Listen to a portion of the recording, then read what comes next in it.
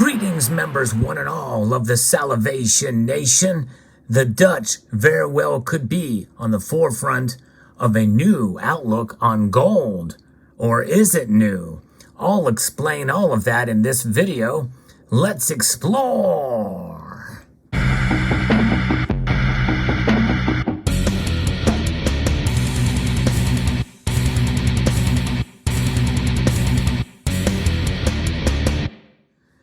A novel concept, something that's new, at least something that's a game changer, is what the Dutch are after, at least from the central bank of the Netherlands. According to the governor of the Dutch central bank, they're talking about revaluation of gold. Gold as a backstop, something that proves that you are solvent. Go figure. That flies in the face of modern monetary theory. But in reality, this concept is not new at all, because gold used to be the standard, hence the gold standard.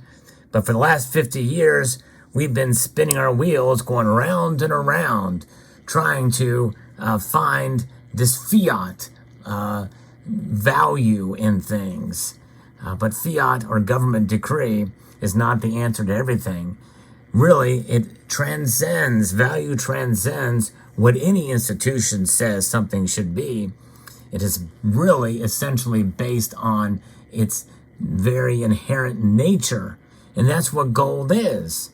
So the story I'm going to share with you was shared with me by several in the community, and it is from Jan Nieuwenhuis, who has wrote this article about how the Dutch central bank states that gold revaluation account is a backstop.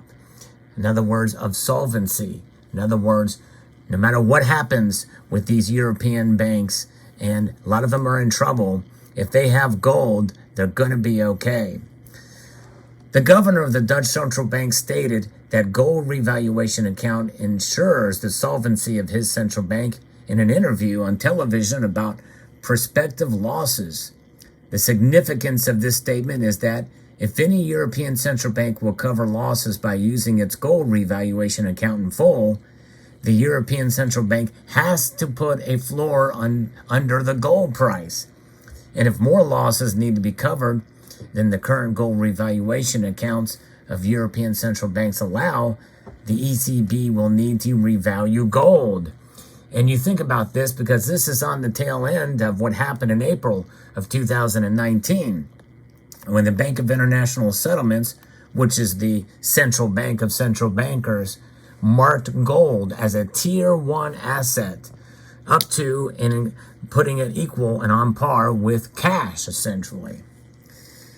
So a discussion has commenced in the Netherlands after Klaas Knot, the governor of the Dutch central bank, wrote in a letter to Sigrid Kaag, Dutch Minister of Finance, on September the 9th.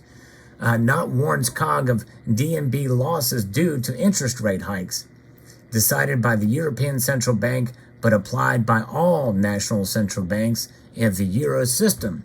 In recent years, quantitative easing has made the Dutch National Bank and all other NCBs create an abundance in bank reserves to buy government bonds.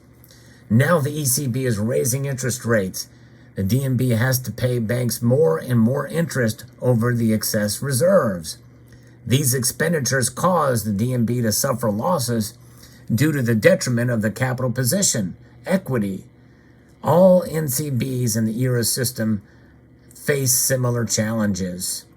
For this year, the Dutch National Bank expects a small loss, but for the years 2023 through 2026, a loss of 9 billion euros is expected, though it could be more. DNB's equity is currently 11.3 billion. If the losses exceed 11.3 billion, DNB's equity will become negative. Yeah, exactly. All the losses, so although it's possible for a central bank to operate under negative equity, it does hurt credibility. Yes, indeed. A central bank's most valuable asset is credibility. And how much credibility does the Federal Reserve have, or any of these central banks, especially when they're practicing modern monetary theory? And now many of these central banks are investigating ESG and social justice and governance and environmental considerations as well. For this reason, Knott wants to discuss with the Dutch state the possibility of funding a recapitalization of the DNB. In other words, if taxpayers can bail out their central bank. Can you imagine? So a gold revaluation account, which is known as a GRA, is basically an accounting item that records the unrealized gains of a central bank's gold, because most of Europe's monetary gold was accumulated during the Bretton Woods Agreement at $35 an ounce. That's when the price of gold was fixed. The respective GRAs are substantial. Monetary gold in the Euro system is marked to market the gold price today, which is obviously much higher than $35. In fact, the gold that is in the Federal Reserve or in Fort Knox is marked at $42. I think $42.67 an ounce. That's where it still is on the books today. Pretty amazing.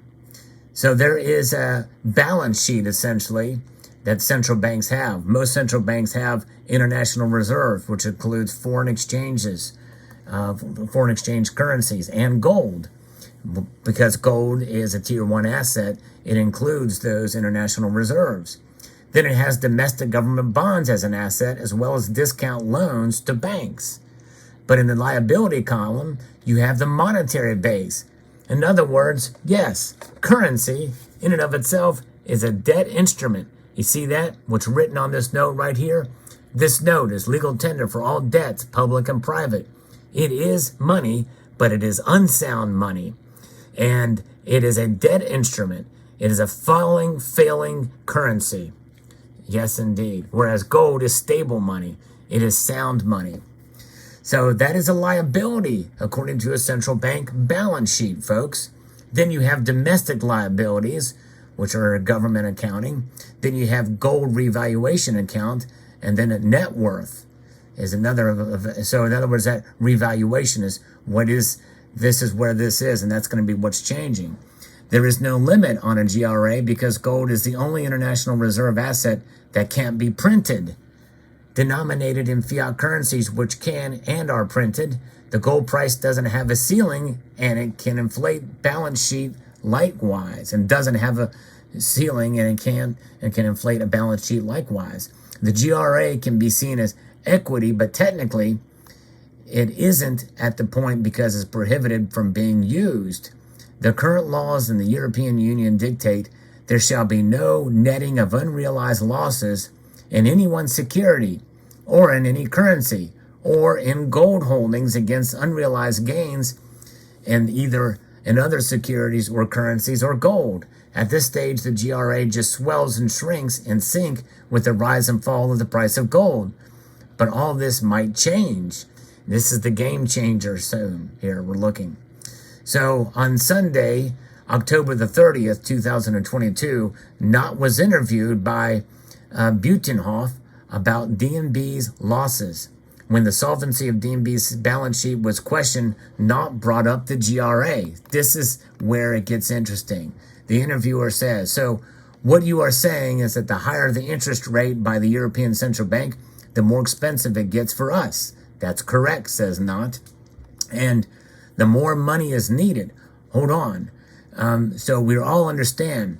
And the higher the probability of the Dutch taxpayer has to pay to fix the balance sheet of the Dutch Central Bank, of which I always thought that's solid, it can't fail. The story is new to me. Knott says the balance sheet of the Dutch Central Banks is solid because we also have gold reserves. And the gold revaluation account is more than 20 billion euros, which we may not count as equity, but it is there. And then the interviewer says, but you don't want to sell the gold. Knott says, no, we're definitely not going to sell. Again, folks, we can learn a lot from these central banks and what they do. We can be our own central banks by holding gold and by not selling gold. A lot of central banks are buying gold at this point. Although I have covered on this channel times where they do sell gold too, but it's not very often. So there was There was an article that was published by the author too. It was based on an email exchange between Jan and a central banker, which they say they don't rule out the possibility that that might be the case. The European central banks have equalized proportionally to the gross domestic product their gold reserves among each other in the past decades. This was done for all to enjoy the same relative gain in the GRAs when revaluing gold. According to the assessment, revaluing gold will only be done in an insurmountable crisis. After the gold revaluation, sovereign debt would be canceled, the gold price stabilized, and the Eurozone effectively moves towards a new version of a gold standard. In the 1930s, GRAs had been used for several purposes. After devaluing against gold, central banks eventually repegged their currencies to gold at a higher price, leaving GRAs to be used as they saw fit. No central banker has openly discussed using a GRA to cover its own losses or cancel sovereign bonds since Bretton Woods. Remarkably, in Butenhof, it wasn't the interviewer that brought up the GRA. It was not. All for naught, but nonetheless, it was pretty interesting. So now, since the word is out, central banks in Europe officially stand ready to change the rules and use their GRAs to guarantee their own solvency. In other words, revaluation accounts of gold. They can do that. They can use gold. In addition, once the rules are changed, it allows them to revalue gold and bail out their governments too. So, in closing, the current trend is clear. Financial challenges caused by unconventional monetary policy. In reality, it's not unconventional. It seems to be the norm these days. Modern monetary theory, quantitative easing, Keynesian policies with our money supply, trying to print our ways out of money trouble. They lead to focus on gold's role in overcoming these challenges. So it'll be very interesting to see. This could be the start of a new trend, and it could be a game changer for gold, and it very well could lead to higher skyrocketing gold prices if this becomes a trend that more and more central banks do to prove their solvency, especially as we get into more trouble. The moral of this story, folks, is to buy and hold gold and hold on tightly to it. Yes, indeed. Gold, it's been money for thousands of years, and it will continue to be that. Central banks know it, and they rely on it for solvency. There you go. Let me know what your thoughts are. Thanks again to the several of you who've sent me articles about this. Very interesting and very important information. I hope you found this video insightful. I'd like to extend a multitude of gratitude to you all for taking the time to watch this video, and to encourage you to please rate, share, comment, and subscribe.